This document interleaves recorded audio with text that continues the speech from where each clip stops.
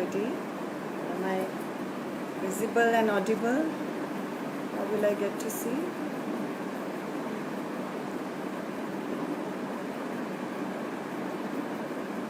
Yeah. Good evening, everyone. Let me introduce myself. I am Mrs. Indu Sharma, Principal, Victory Word School, Greater Noida. I begin my session by extending my warm gratitude towards Abhivira Foundation, which has helped me to provide this platform and opportunity to share my views, and given me an opportunity to speak about whatever I wish to. So today I am basically going to cover the topic emotional intelligence, because that's the need of the hour, I feel. And we are going through a tough time, I believe, and people are a little scared, uncertainty is there. So emotional intelligence, especially in children, they are sitting at their homes and unable to come to school, and parenting has become a little tougher now, with children with parents throughout the day, night, every day. So we need to talk about emotional intelligence. Dear friends, before I move further, let me ask you one question. How intelligent you are? When somebody asks you how intelligent you are, how we get the answer? What's our response generally, or how do we determine this thing? This generally we decide by some problem solving ability, that is the child or an individual how good is at solving mathematical questions, or maybe spelling certain words like pneumonia, Czechoslovakia, whatever is difficult. And I believe the simplest way is to check the IQ, and if it is more than 140, we consider and regard the person as very intelligent, intellectual, gifted, genius. And if the IQ level is below certain level, we consider that person as little slow, challenged. We have different terms for that. We as a society has given that. I believe we all will agree on that. But there are other ways how we can measure the intelligence of people. And whenever I'm talking here, because my focus will mainly be children, because we deal with children, I deal with children. You all are on this platform. We talk about children basically, maybe in these times or any times. So when we are talking about people, persons, please make sure that I'm talking about children. There are other ways to check the intelligence also, and there are many different types of intelligence also, which we don't know about, or which we generally don't consider as a society. There are 7 primary intelligences. We need to understand that each child is a gifted one. Each child has some capability, some ability to perform and excel in the field. We need to identify it. So we divide the intelligence into 7 primary types, and they are linguistic intelligence, where a child is able to speak well, write well, communicate beautifully in a particular language. Grammar is good, vocabulary is good, that is linguistic intelligence. Then we have spatial intelligence, where a child thinks in terms of art, pictures. We have photographers, artists, architects. They are such kind of intelligent people. And third type of intelligence is logical or mathematical intelligence. These kind of children or these kind of people are able to quickly solve the mathematical problems. We do have so many in our classrooms also, and their problem solving ability in terms of logic and numbers is too faster than others, and some may not even need calculators. So that is one kind of intelligence. Then we have musical intelligence. We know what musical intelligence is, where the person is inclined more towards art form like vocal, instrumental, singing, dancing, we can include in musical. So that is one kind of intelligence. Next is kinesthetic intelligence. Kinesthetic is related to our body, how fit we are, how much we are able to run, perform body actions. So mainly the sports people, they have such kind of intelligence. And sixth is interpersonal. Interpersonal between two people, how a person is able to deal with somebody else and understand them, talk to them, behave with them. Last one is intrapersonal. And intrapersonal is more about understanding self. Here it's about our own emotional well-being. These kind of people are more into soul searching, deep thinking, and they look for answers of the questions which other intelligent people take for granted. So last two intelligence, interpersonal and intrapersonal, are basically a part of one kind of intelligence, that is emotional intelligence. We also called it EI or EQ, or emotional quotient. Also, this is also known as emotional quotient. It is the capacity. What is emotional quotient? Emotional quotient is the capacity to identify our own feelings, our own behavior, other people's behavior, to manage the behavior of our own self or others as per the changing environment. So that is the capability of ourselves to mold and to understand others. When we talk about intelligence, emotional intelligence, we talk about empathy. That is a very important part of EQ or EI, you can say. That is how we understand and comprehend our own and other people's feelings and emotions. Emotional intelligence includes 4 types of abilities. First is perceiving emotions, and second is using emotions, third is understanding emotions, and fourth is managing emotions. We talk about perceiving emotions. This is, we should be able to detect or decipher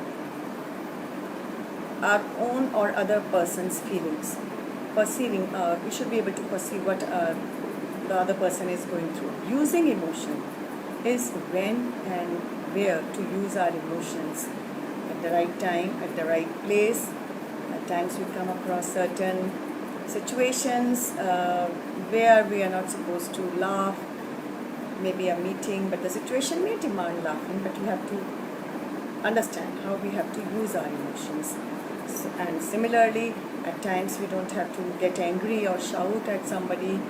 Maybe in the school, you feel like shouting on the teachers, may feel like shouting on the children, but they are not supposed to. So, having a control, so using the emotion, right emotion at right time, that is one of the ability of emotional intelligence. Third is understanding emotions. It's not only, emotional intelligence is not only about being emotional. Myself, I am an emotional person, and that solves most of the problem. No, understanding emotions. Samne wala, the person right in front of you may be sad at that time. How well you are able to understand, or the person may not be liking what you are saying. The person may be angry. So, are you able to understand the feelings and the emotions of the other person? That is how we understand emotions. Fourth point is managing emotions. Again, it's your body, your feeling, your mind, your heart. You have to manage your emotions. Where to react, how to react. It's how means you are getting angry, but then how to get angry. Every time you need not throw something or shout, but you have to control yourself. That is how to manage your emotions. And at times, it's not necessary to get angry on certain things. So how to control our own feelings and emotions so that we become a better individuals. Now let's talk about our children and their emotional intelligence. Let's talk about recent years. I have been principal for quite a good number of years by now. And before that also I was into parent handling. We have of late come across the situation where parents talk about my child, and children talk like, use the terms like my room, my bed, my pillow, my toy, everything is me, about myself. So what does that convey? When a child, where do you sleep? I sleep on my bed in my room. And a parent generally talk, the problem with my child is so and so. They don't talk about everybody's problem, that it can be a general problem. My child is not doing so and so thing. So what does that convey? That we have become individual. The child is self-centered. The parents are making the child self-centered. Neither the parent nor the child, they are interested in sharing anything, and the child is convinced without talking to others, without mixing up with others. These others may be the relatives, neighbors, outside society, anybody. So parents are also comfortable that even if that's a normal behavior. If my child doesn't want to go and talk to somebody, it's okay. I mean, that's a nature, human nature. Fine, that is a human nature. We agree on this. Till how long? This sense of isolation, I, me, myself, doesn't help in the long run, because as the child grow up and he has to deal with many people and of different temperaments, maybe in office, people may have different behavioral issues, and maybe in different office, business dealings. So we have to come across, and if the child is not accustomed to talking to people, if the child is not used to sharing thoughts, forget about the things. Once you make sure a child does not share a thing with somebody, the child will not share even the thoughts with somebody else. And when the sharing has gone, the child will not be able to understand others. So during that part of life, when a person is adult, has to deal with many people, then it becomes a problem. Because such kind of people, when they grow up, they may have a very high IQ, which is something like intelligent person as per the norms, rule books, but they may not be very successful in the end because of their public dealing, and they may not be very good leaders, team leaders in the end, because they don't know how to deal with people, and they end up coming down in their careers, or they may not be able to climb that ladder of success in the long run. So ultimately this is not going to help.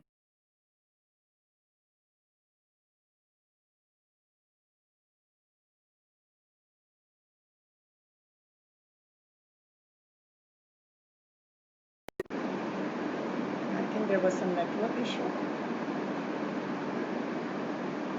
And this problem of our children not talking to anybody, not talking to many people, we come across such children. It's nothing new or something uncommon.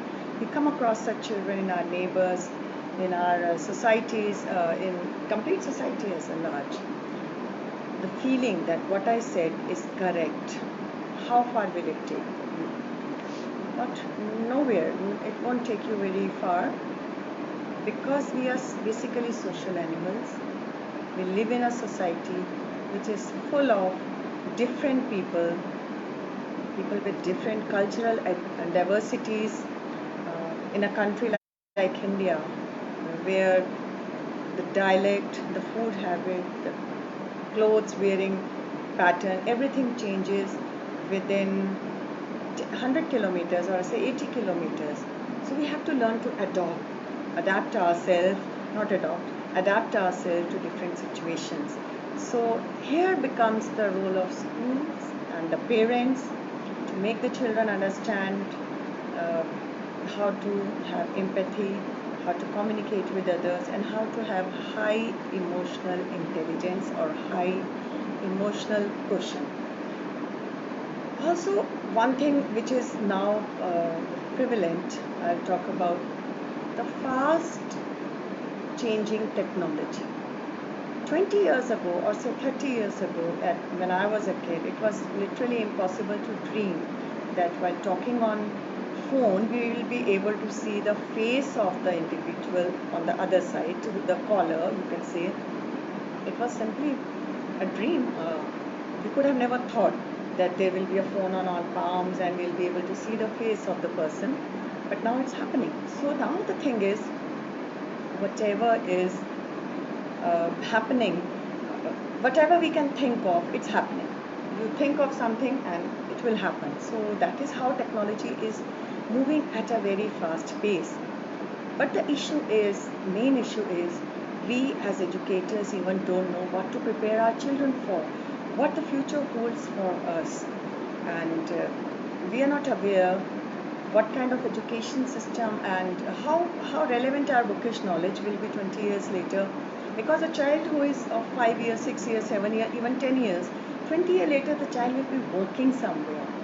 So we don't know what will be the job market 20 years later, and how relevant will be the board's marks that time. So we are preparing them for a future which we are even not aware of. Earlier it should be very simple, medical, engineering, then came advertising, something other, IT, software. But now we are coming to a future era where uncertainty is the only certain thing. So in that case, where the children have to be emotionally strong, uh, they need to handle success and failure with equal ease.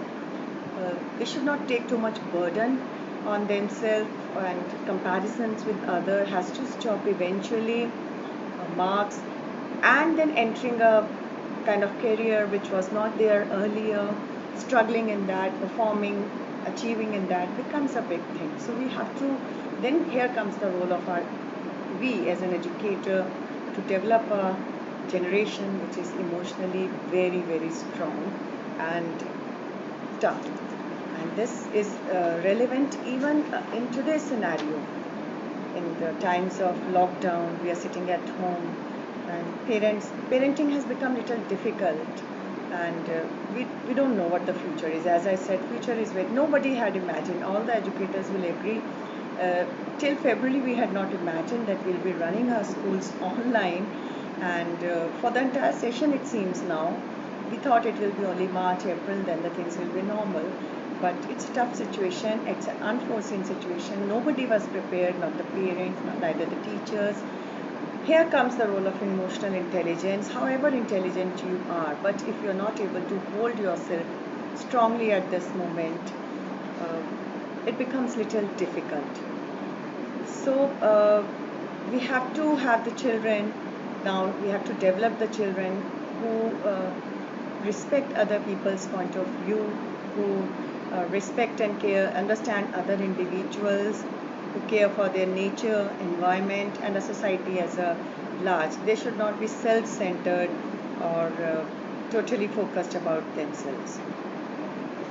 Now we talk about how to develop emotionally intelligent children. But before that, let's talk about the benefits of being emotionally strong. There are certain benefits. If you are emotionally strong, you have high EQ, you have high emotional intelligence. How it helps? First thing is, high emotional quotient is always linked with high IQ. Vice versa is not true, but a person with high emotional intelligence will definitely have high IQ. So which is in any case beneficial. Then the person is able to handle better relationships. A person with good intelligent quotient, good emotional intelligence, will be able to handle relationships with anybody, professional, personal, in a better manner, because you understand other person better than others. Childhood EQ, childhood जो बचपन में आपका emotional quotient है, is linked to higher success rate during your adulthood. That is for sure. If a child is able to handle multiple kinds of emotions at a time, the same child will be little more successful than others who are not. So a child with high EQ will always be have an edge over others. Last point is improved mental health. If you are emotionally strong, you will have a very good mental health. Now coming back to the point, how to raise the EQ in children. That is for all of us to do, the parents and the educators, academicians, we all have to do. So first of all, we have to label your child's emotion. That means understanding. Understanding your child's emotion. Are you angry at this time? Are you sad at this time? You seem to be very happy.